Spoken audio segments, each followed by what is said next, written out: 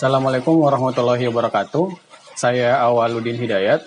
Saya adalah dosen kesehatan lingkungan di Fikes Wamka. Hari ini saya akan membahas terkait dengan sampah. Yang perlu kita ketahui bersama bahwasanya sampah merupakan masalah terbesar di dunia. Indonesia merupakan negara penghasil sampah terbesar kedua di dunia, yang akhirnya ini merupakan masalah yang harus kita perhatikan bersama-sama.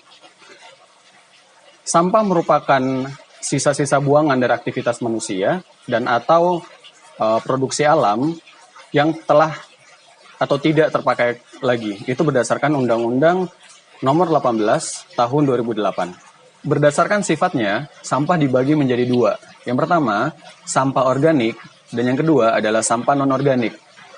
Sampah organik adalah sampah yang mudah membusuk, di mana berjenis yaitu sampah bekas makanan, sampah dedaunan, dan lain sebagainya. Dan yang kedua adalah sampah non-organik. Sampah non-organik adalah sampah yang tidak mudah membusuk atau sulit dikelola oleh lingkungan, seperti plastik, kaleng, kardus, dan lain sebagainya. Sampah berdasarkan sumbernya dibagi menjadi tiga. Yang pertama, sampah yang bersumber dari rumah tangga atau domestik. Dan yang kedua, sampah yang bersumber dari industri.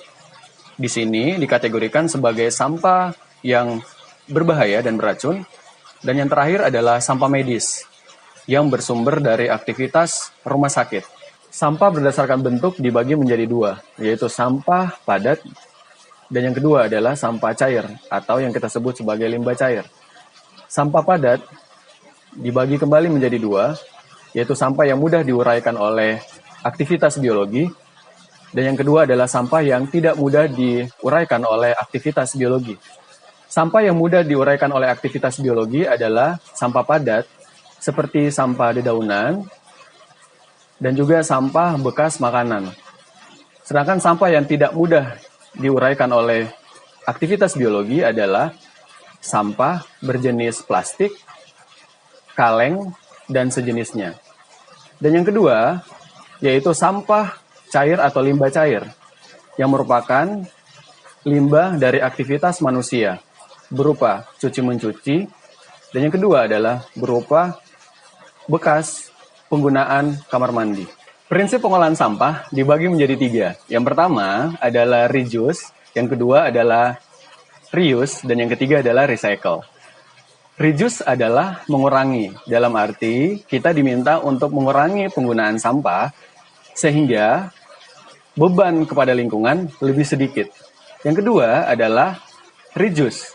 Reduce adalah menggunakan kembali, yaitu menggunakan kembali barang-barang yang masih dapat digunakan sehingga tidak menjadi sampah yang menumpuk di tempat pembuangan akhir sampah.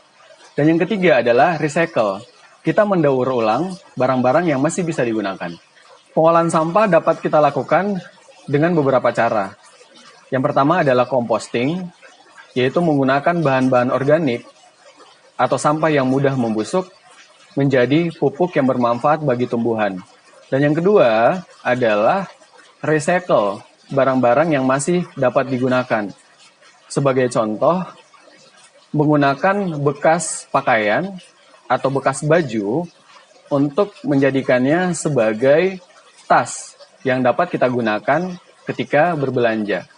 Ketika kita ingin membuang sampah pada tempatnya, sebaiknya kita harus mengetahui terlebih dahulu peruntukannya. Peruntukan dalam tempat pembuangan sampah atau tong sampah itu dibagi menjadi 5 tempat sampah berdasarkan warna. Yang pertama, tempat sampah berwarna hijau. Diperuntukkan untuk sampah jenis organik, yaitu sampah sisa-sisa makanan, sisa-sisa buah-buahan, dan sejenisnya. Yang kedua, yaitu tempat sampah berwarna kuning. Ditujukan untuk sampah non-organik yang berbahan plastik.